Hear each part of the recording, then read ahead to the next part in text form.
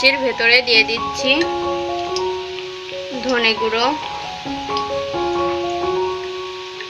হলুদ গুঁড়ো,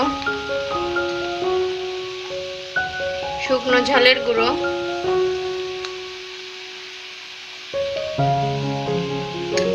লবণ,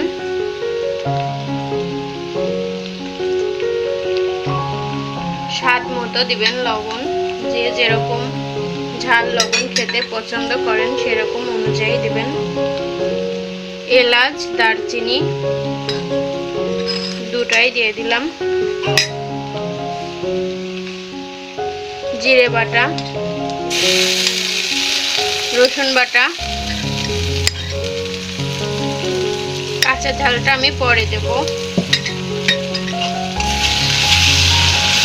নেড়ে চেড়ে কষিয়ে নিতে হবে।